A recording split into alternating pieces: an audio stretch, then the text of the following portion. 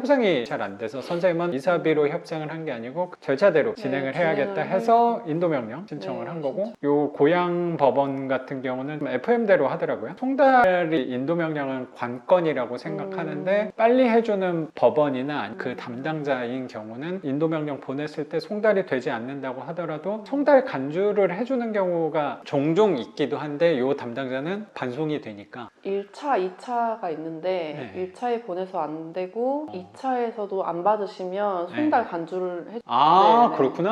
아, 그래서 그냥 거의 두 번 한 달, 보낸 거구나. 한 달, 3주? 아, 그러면 빨리 해준 거네. 네네. 좀 유들이 있는 담당자였다고 생각이 좀 드네요. 선생님은 돈을 내고 갔더니 그때부터는 좀 연락이 잘 안 됐던 네, 거잖아요. 잘 안 됐고 선생님 밤에도 찾아오고 그랬던 거 아니에요? 찾아가려고 했는데 아, 밤에는 안 갔구나. 잠복까지 하고 싶었으나 네, 차도 그렇죠. 없고 아직 대중교통을 이용해야 돼서 아, 차 없이 왔어요, 네. 오늘? 어떻게 왔어요? 3번 갈아타고.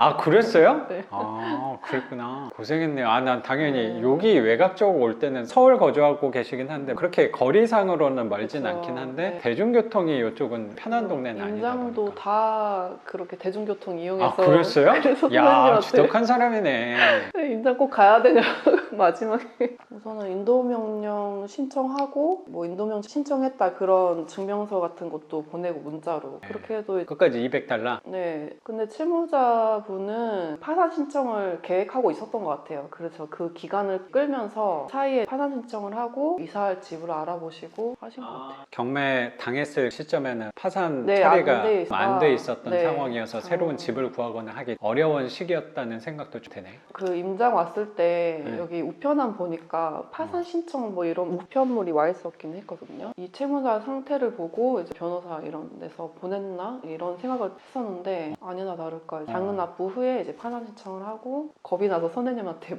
연락드리고, 근데 잔금 납부 후에는 선생님이 괜찮다고 하셔가지고. 아, 겁이 났다고 하는 게 혹시라도 낙찰을 받았는데 네, 취소가 네. 될까봐. 네, 네, 취소될 12번 폐차라고 낙찰을 처음 받았는데 그 어렵게 받았는데 또 그거 취소되거나 네. 하면 굉장히 속상하잖아요. 네. 근데 그때 상황이 저도 시점이 정확히 기억나진 않는데 잔금은 내고 나서 네, 내고 나서 인도명령 송달이 돼야 되잖아요. 네. 송달을 2번을 보내시는데 한 번은 안 받고 2번째에 송달 간주를 해주시잖아요. 네. 그때 사건 열람을 해보니까 문서 내역?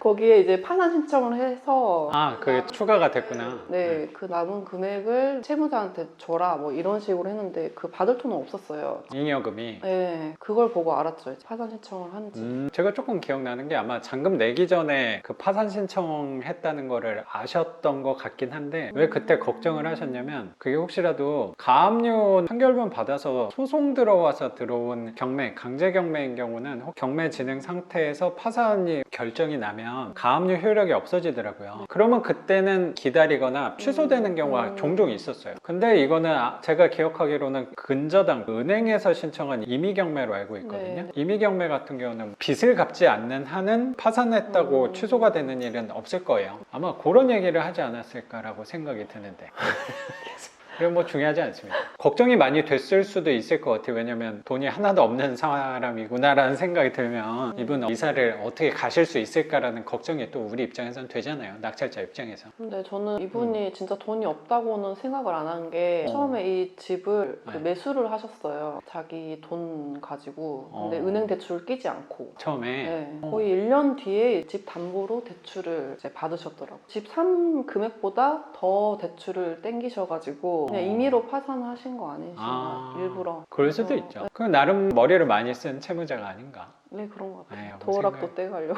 아, 그러니까요. 돈이 없으신 분이라면 저렇게 60만 원짜리 도어락을 썼을까라는 맞아요. 생각도 드네요. 네. 돈은 좀 감춰두고 겉으로만 파산을 하신 거 아닌가 또. 아들이 파산. 아들이 그럼 또 희망적인 부분이었다고 네, 생각이 네. 들어요. 근데 협상이 잘 안 돼서 선생님은 이사비로 협상을 한 게 아니고 절차대로 진행을 해야겠다 진행을 해서 인도명령 신청을 네, 한 거고, 요 고양 법원 같은 경우는 FM대로 하더라고요. 송달이 인도명령은 관건이라고 거라고 생각하는데 빨리 해주는 법원이나 그 담당자인 경우는 인도명령 보냈을 때 송달이 되지 않는다고 하더라도 송달 간주를 해주는 경우가 종종 있기도 한데 요 담당자는 반송이 되니까 1차, 2차가 있는데 네. 1차에 보내서 안 되고 2차에서도 안 받으시면 송달 간주를 해. 아 네네. 그렇구나. 아, 그냥 두 번 보낸 거구나. 한 달, 3주? 아 그러면 빨리 해준 거네. 네네. 좀 유들이 있는 담당자였다고 생각이 좀 드네요. 그럼 되게 빨리 된 거야. 한 3주 정도의 네네. 송달 간주 된 간주가 거면 돼. 결정문 갖고 강제 집행까지 네, 신청을 한 거잖아요. 신청을 하러 갔고 저는 이제 바로 1차에 계고를 나가시는 줄 알았는데 집행관님이 가셔서 우편물만 전달해 주시고 만약에 거기 안에 채무자가 있으면 우리가 잘 얘기하겠다. 그리고 계고할 때는 제가 이제 따라 나서는데 1차에서는 집행관님만 가셔서 얘기를 해보겠다 하셔가지고 계셨는지 안 계셨는지 모르겠지만 문을 안 열어주셔서 문 사이에 끼워놓고 오셨다고 하더라고요. 결정문만.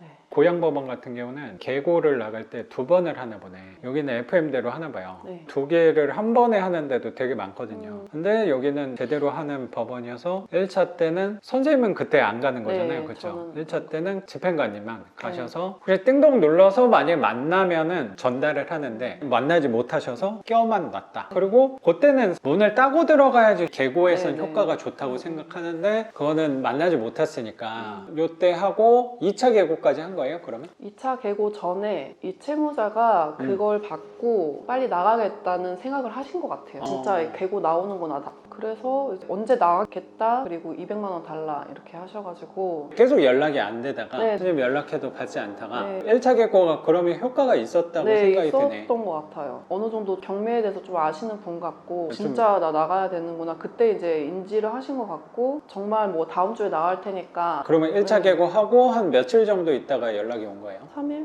이틀? 뭐 이 정도. 굉장히 무던하게 말하지만 그 하루하루가 굉장히 초조했으셨을 거라고 생각도 되는데 저는 사실 계속 그거는 연락해가지고. 괜찮았어요. 그건 괜찮았는데 이 사람이 견적을 받았는데 200이 나온 걸 알고 있었고 200을 주면 끝날 것 같은 거예요. 근데 그거는 괜찮았어요. 근데 선생님이 한번 끝까지 가보자. 이걸 주면 끝이 날 것 같은데 이제 한번 배워본다는 식으로 한번 더 끝까지 한번 가보세요. 이렇게 저는 이제 100의 공과금을 제가 내는 걸로 하고 그분은 계속 200만 원하셔서 저는 사실 200을 주고 그냥 떠나라고 하고 싶었거든요. 이제 선생님 조언에 따라서 진행을 하려고 했는데 그때 마음이 조금 힘들더라고요. 여기서 이제 끝을 보고 싶은데 이제 더 이상 끌기 싫고 근데 선생님이 더 배워보라는 식으로 아, 나 때문이었어요? 아니 따지는 게 아니고 저도 이렇게 배워보고 싶으니까 첫 물건이고